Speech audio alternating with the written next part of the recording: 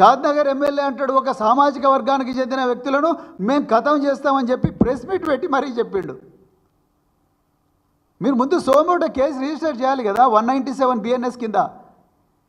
మా మీద 197 BNS పెడుతున్నారు. రేవంత్ రెడ్డి గారిని ఎగవేతల రెడ్డి అంటే 197 BS, రుణమాఫీ మీరు మోసం చేసిందంటే 197 BNS, మీరు మహిళలకు 2500 రూపాయలు ఇవ్వలేదు అంటే 197 BNS, రేవంత్ రెడ్డి 420 హామీలు ఇచ్చిండంటే ఇచ్చి ఎగబెట్టిండంటే 197 BNS, రేవంత్ రెడ్డి దుర్భాషలు ఆడుతున్నాడు, పిల్లల ముందర ఘోరమైన భాష మాట్లాడుతున్నాడు స్కూల్ పిల్లల ముందర అంటే 197 BNS, లేకపోతే 67 IT యాక్ట్. ఈ దేశంలో ఏ రాష్ట్రం దుర్వినియోగం చేయనంత చట్టాన్ని వీళ్ళు తెలంగాణలో కాంగ్రెస్ వాళ్ళు చేస్తూ ఉన్నారు. ప్రతిదీ కూడా గాంధీ భవన్లో మ్యానుఫ్యాక్చర్ అయితే ఉన్నది, FIR అదే డైరెక్ట్గా పోలీస్ స్టేషన్లో కంప్లైంట్ రూపంలో అవుతుంది, అక్కడ నుంచి FIRలు వస్తున్నాయి. పోలీసుల సూసైడ్ల గురించి ఎవరు మాట్లాడతలేరు. ఒకటే పోలీస్ స్టేషన్లో 3 సూసైడ్ చేసుకుంటారు. SI సూసైడ్ చేసుకుంటాడు, కానిస్టేబుల్ సూసైడ్ చేసుకుంటుంది, ఒక డేటా ఎంట్రీ ఆపరేటర్ చేసుకుంటాడు. శ్రీరాముల శ్రీనివాస్ అని దళిత సామాజిక వర్గానికి చెందిన ఒక SI నా బాధ మా CI ఇంటలేడు, మా SP ఇంటలేడు అని చెప్పేసి ఇల్లందు పాల్వంచకొచ్చి మరి పెస్టిసైడ్ తాగి పురుగుల మందు తాగి అదే వెహికల్లో వచ్చి మన మహబాద్లో పడిపోతే ఆయనను యశోద సికింద్రాబాద్ తీసుకొస్తే నేను పోయి కలిసిన అతను. ఏదో చెప్పాలనుకుంటున్నాడు అతను, చెప్పలేకపోతున్నాడు. విషయం మొత్తం తినేస్తుంది బాడీని లోపల నుంచి. 2 రోజుల తర్వాత చనిపోయాడు. వాళ్ళ భార్య చెప్పింది, సార్ నాకు చాలాసార్లు చెప్పిండు, ఆయన మరణ వాంగ్మూలం ఇచ్చిండు, చాలాసార్లు చెప్పిండు సార్, మా CI నా బాధ వినలేదు, మా SP గారి దగ్గర పోతే అన్నీ సర్దుకుంటాయని చెప్పిండు, అంతే తప్ప నాకు ఎవరు కూడా ఉపశమనం కలిగించలేదు, అందుకొరకు నేను చచ్చిపోతున్నా సార్ అని చావకముందు ఆయన మరణ వాంగ్మూలం చెప్పిండు. నేను ఎవరికి మాట్లాడలేకపోయిండు, వాళ్ళ భార్య నాకు అదే చెప్పింది.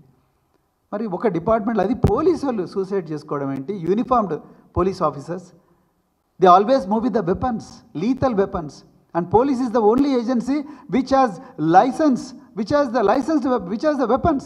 Nobody else can carry the weapons. మరాంటి మారణ ఆయుధాలతో తిరుగుతున్న పోలీసులే ఆత్మహత్యలు చేసుకుంటే ఇంకా పరిస్థితి ఎట్లుంటుంది? దాని గురించి ఎవరు మాట్లాడింది? మా హోంమంత్రి, ముఖ్యమంత్రి ఒకరే, ఆయన మాట్లాడాడు. బీఆర్ఎస్ నాయకులు ఎన్ని కంప్లైంట్లు ఇచ్చినా కూడా ఒక్కటి కూడా పోలీస్ స్టేషన్లో కనీసం అక్నాలెడ్జ్మెంట్ కూడా ఇస్తలేరు.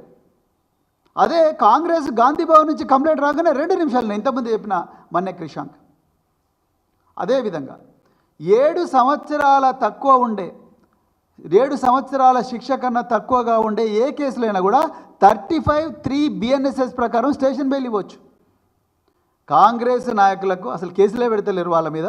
వాళ్ళ అరకొర పెడితే ఆ కేసులలోనేమో వెంటనే స్టేషన్ బెయిల్ ఇస్తున్నారు. అదే బీఆర్ఎస్ నాయకులు అయితేనేమో తీసుకుపోయి డైరెక్ట్ మేజిస్ట్రేట్ ముందర రాత్రి 1 గంటకు నిలబెడుతున్నారు. స్టేషన్ బెయిల్ ఇవ్వచ్చుగా, మరి చట్టం చెప్తున్నదిగా. Anvesh Kumar versus state of బీహార్లో చాలా క్లియర్గా సుప్రీంకోర్టు చెప్పింది, ఈ 7 సంవత్సరాల తక్కువ అన్న శిక్ష ఉంటే వెంటనే వాళ్లకు స్టేషన్ బెయిల్ ఇవ్వాలని చెప్పింది. తీసుకుపోయి మేజిస్ట్రేట్ ముందు నిలబెడుతున్నారు. మేజిస్ట్రేట్లు ఘోరంగా కామెంట్ చేస్తూ ఉన్నారు, మా దగ్గరికి ఎందుకు తీసుకొచ్చిండ్రు, మీరు బెయిల్ ఇవ్వచ్చు కదా అని చెప్పి చేస్తూ ఉన్నారు.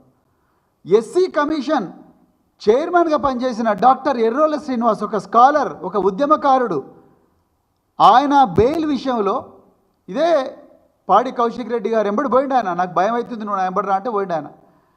ఆయన పాడి కౌశిక్ రెడ్డి ఎంబడి పోతే ఆయనను కూడా తీసుకొచ్చి మేజిస్ట్రేట్ ముందర నిలబెట్టి ఏమంటారు ఈ పోలీసు వాళ్ళు, ఈయన హ్యాబిచువల్ అఫెండర్, అంటే ఈయన ఎప్పుడు నేరాలు చేస్తూనే ఉంటాడు. SC కమిషన్ చైర్మన్గా పనిచేసిన డాక్టర్ ఎర్రోల శ్రీనివాస్